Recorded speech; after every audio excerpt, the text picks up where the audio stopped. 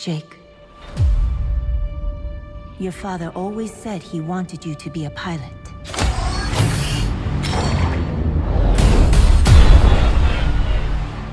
He said a lot of things. I'm not a hero like he was. The kaiju. They're gonna come back. I'm not gonna be stuck waiting for someone else to come save my ass. Cadets, you better gear up. Pacific Rim Uprising is about Jake, who is the son of Idris Elba's character from the first Pacific Rim. And when we meet Jake, he is this low-level party guy trying to work himself around in a world where, you know, monsters have attack from another dimension, have attacked cities and stuff on those lines. But when he gets himself arrested, he has a choice to go to jail or join the Pacific Rim program, and he joins the program. But while that's happening, a bunch of Jaegers, you know, the big robots, have gone rogue and starting to attack cities left, right, and center, and they're trying their hardest to stop them and find out who is responsible for them. I didn't really care for this movie, really, and, you know, to be frankly, I didn't really care for the first Pacific Rim, because all the complaints that I had was characters. I was invested with the characters. Everybody felt one-dimensional and be like, here's this person, and this person, this is what they kind of do, and that was kind of it.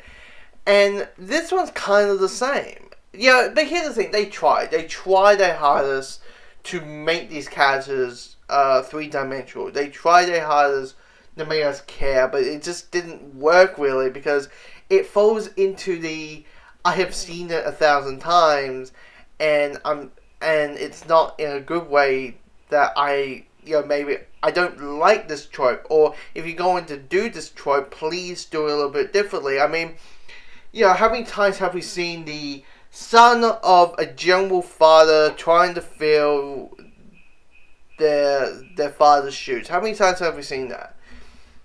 And sometimes it worked, but this time it doesn't. It felt very generic. You have the rivalry between Jake and Nate. Nate is played by Scott Eastwood. These two characters have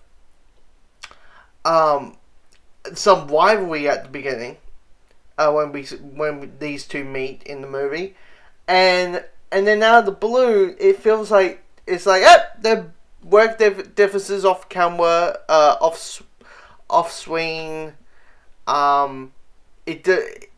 These two characters felt like they just hate each other, and then the next thing they're fighting all pals again, which I'm like, what? Like, what did I miss?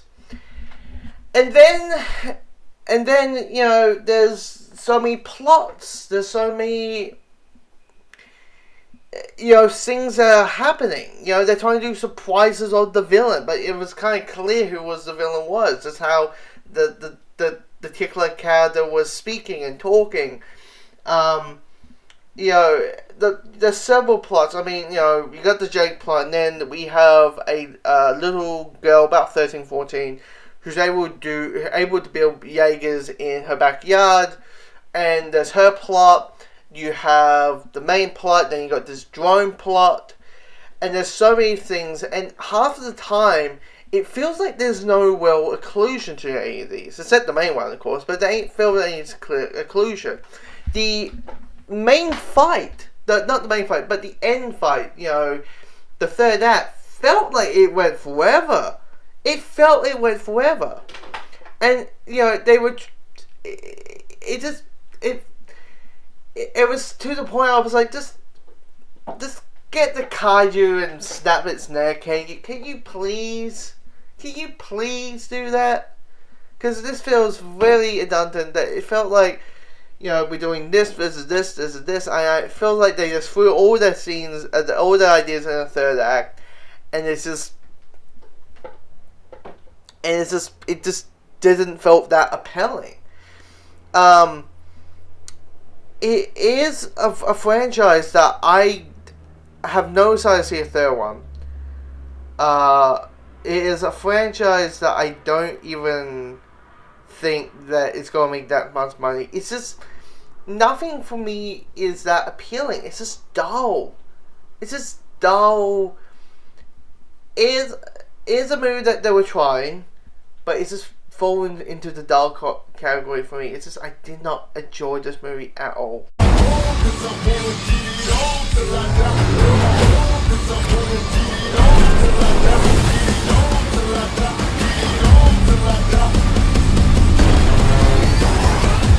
Gonna be a long day.